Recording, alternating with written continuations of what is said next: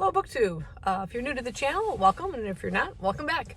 I am on my break right now, and I thought I'd just come out here really quick and do a little bit of a catch up with you guys. I'm going to add more to this video probably when I get back home, but just want to talk about March Mystery Madness and also sort of manga madness, if you want to call it. I've been reading a lot of manga lately just because I was able to borrow several of them from work, so that's been taking up some of my reading time away from the March mysteries that I had planned. But I'm still making some progress. And first of all, I want to talk about this one, which is Sugar and Vice, Cookie House Mystery by Eve Calder. This is actually the second book in the series. I really love the first one. Just a really enjoyable, cozy feel to the whole thing. It features our main character, Kate McGuire. She left a restaurant job in the big city and left her cheating boyfriend and moved out to Coral Cay, a place she always kind of dreamed of, a small seaside town, and ended up, small spoiler alert here from book one, after the events in book one, she becomes a junior partner in this cookie house bakery. So anyway, she's become quite friendly with all the locals. It is a very quaint small town. Everyone knows everybody. And this little dog here, Oliver, seems to be the town dog. Nobody quite owns him, but he makes the rounds. He gets fed by everybody, he gets treats by everybody, he gets to play with everybody. It's just a really lovely, friendly dog, and seems to have an intuition about people, you might say. But the events taking place in this particular volume, we have a pirate festival taking place. And apparently the town is founded by one Sir George Bly. And so they every year they have an annual pirate festival, and at the cookie house they're preparing for it with all sorts of pirate treats, pirate themed cookies and all sorts of things like that. And the whole rest of the town is as well. There's people dressing up in pirate costumes and the like. Her friend Max, who lives and works next door to the cookie house where Kate lives above, she owns a flower shop.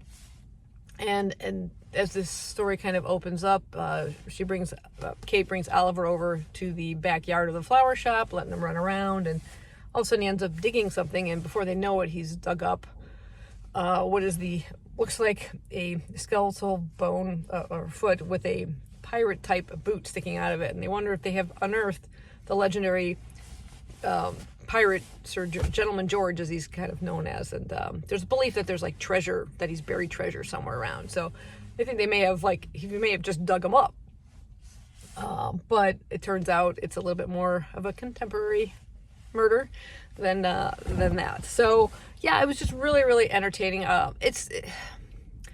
The mystery almost sometimes plays a back burner to the just general events in there, but it's something I like out of a cozy mystery. I like feeling like I am part of the small little community and the events taking place. And oh my gosh, you just want to have like a plate of cookies with you while you're reading this. I don't think I have the bookmark with me now, but it was pretty funny, the one I had chosen.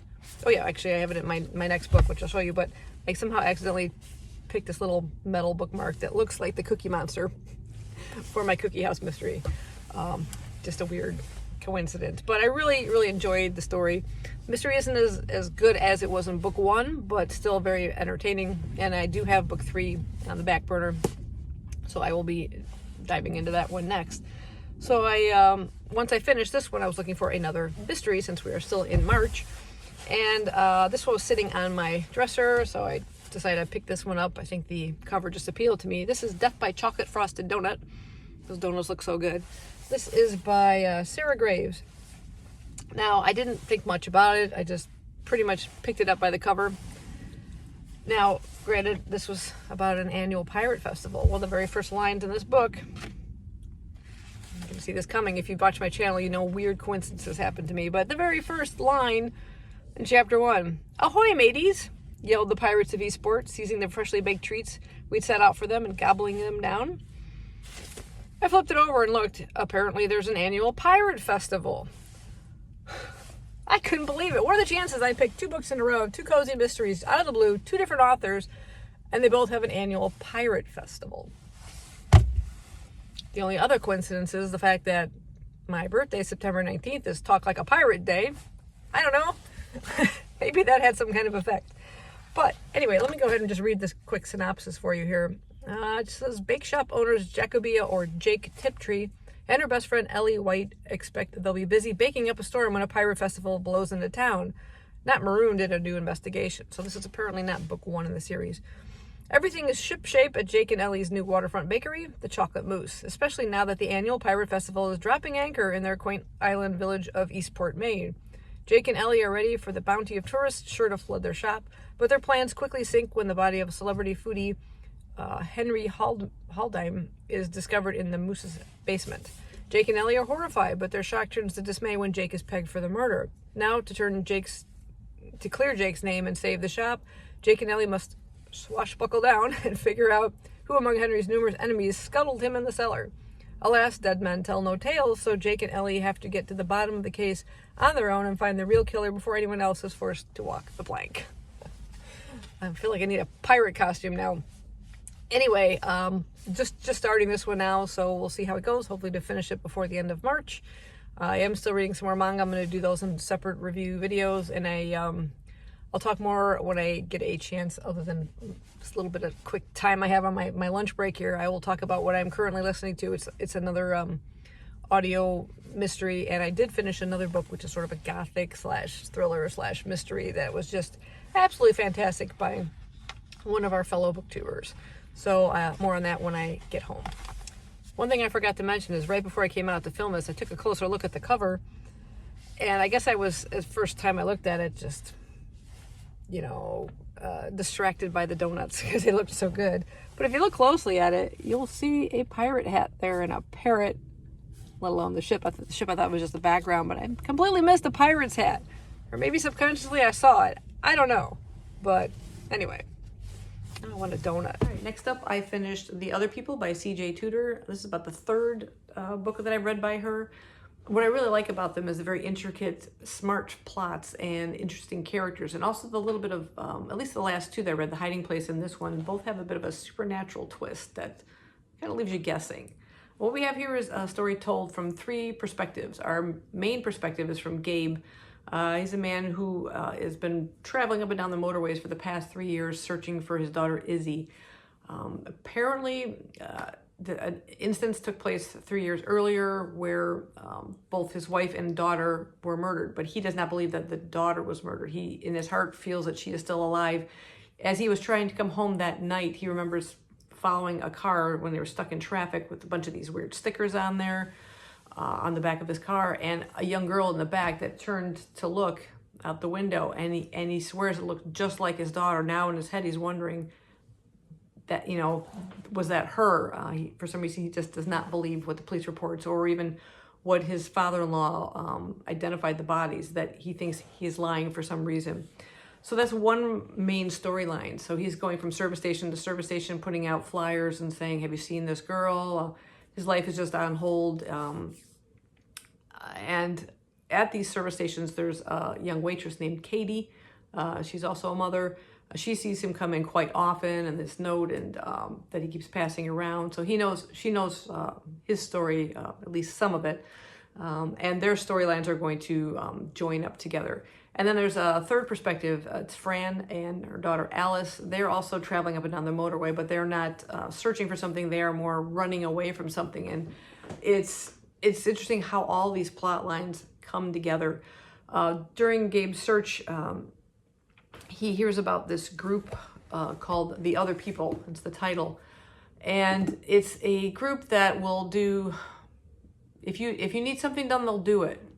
Quid pro quo. So they may come back sometime and ask for a return of the favor. And they're located on the dark web and stuff. And he hears about this and kind of almost considers turning to them for help finding his daughter, or finding who killed her, or who killed his wife, and who kidnapped the daughter. And very interesting story. But as I was listening to it on audio, and the story was just fascinating. I was worried that it wouldn't all kind of wrap up. I kept trying to figure out how one plot line was fitting with the other and how the events took place, and I couldn't get it. And as the story seemed to be wrapping up, I'm thinking, are they not going to explain this part? Is this just a big hole in the plot line? But no, No, they did finally wrap up these things at the very, very end of the story. There's also this, like I said, this little supernatural kind of twist to it, kind of surrounding Fran's daughter Alice. That's sort of like a lot of the supernatural stories, aspects to these books are kind of left up to you to decide what that all means, which was okay. It kind of added a little creep factor to it, which I really loved. There's a lot of tension, a lot of real detailed characters, and just how this plot just, oh my God, twists and turned, and yeah, I didn't see this ending kind of coming, and it was just really, really good. I highly recommend C.J. Tudor's books, because I've read The Chalkman, The Hiding Place, and now The Other People. I think those are the only 3 I have read so far, but there are others that I've got lined up that next book I finished was The Secrets of Heartwood Hall by Katie Lumsden. She's a fellow booktuber over at Books and Things, who I've been watching for quite some time. This is her debut novel. She's written apparently other short stories and it's been featured and won prizes for, but I've never had a chance to read any of those. So I was really happy when this one came out. It sounded right up my street, everything Victorian. Just like she features on her channel, she loves Victorian literature, Jane Eyre, she loves Charles Dickens, all the classics. It really makes me want to kind of read more and more classics when I'm watching her channel. This one's almost like an homage to Jane Eyre as well, and there are many novels featured and mentioned within the book itself. Our main character is Margaret Lennox. She's set in like 1852. She's recently widowed and in desperate need of a job, and worried that she's going to have a difficult time getting hired as a governess, particularly with her disability. She has a diminished hearing pretty badly in one ear. And the fact that she's recently widowed, people might think it's improper for her to be out working or whatever, but she has no choice. So she ends up getting hired by the governess over at Heartwood Hall. I'm trying to remember her name. I just blanked. I think it's Mrs. Elmsworth. She has a 10-year-old boy named Louis, and she ends up taking on Margaret as a governess for her boy. And Heartwood Hall is kind of like an isolated country home, quite a distance away from a village where most of the people there are kind of talking hushed whispers about the house. They seem to hint that it's haunted. And the house itself kind of almost gives that feel, this grandness of it, where half of it, the whole east wing, is not even used. It's all shuttered up and no one really goes in there. She's kind of dissuaded from ever setting foot in there is there more reason than just the fact that it's a small household at this point and there's no need to run it? Or is there something else going on in there? It gives you those kind of weird vibes. There's like an appearance of a figure on the grounds from time to time. It does give you that creepy feeling of like something going on, like some kind of haunting of the place. But she does take on the position. There's some oddities to her background itself. It seems like she is keeping some things secret. That is just one of the many secrets that you come across within Heartwood Hall. The governess of the home often leaves for quite extended periods of time on business, but she doesn't really know what the woman's business is or where she ends up going. The house itself is staffed very sparsely with very few people, and each one of them seem to have secrets of their own. During her few moments of free time wandering the grounds and stuff, she's encountered a young man named Paul, who's the gardener, and a bit of a relationship, forbidden relationship, her being a governess and him being a gardener, starts to develop that adds kind of like a little element of danger to the situation. There's all sorts of just things going on. Like I said, all these secrets, there's some people are keeping secrets, some are using secrets against those people. Just lots of great atmosphere and a twisting plot that I was curious to see how all of this was going to come. What were all these secrets that we didn't know? Even, like I said, with the main character and her relationship with her husband, we kind of go back and forth a little bit in time and in different stories.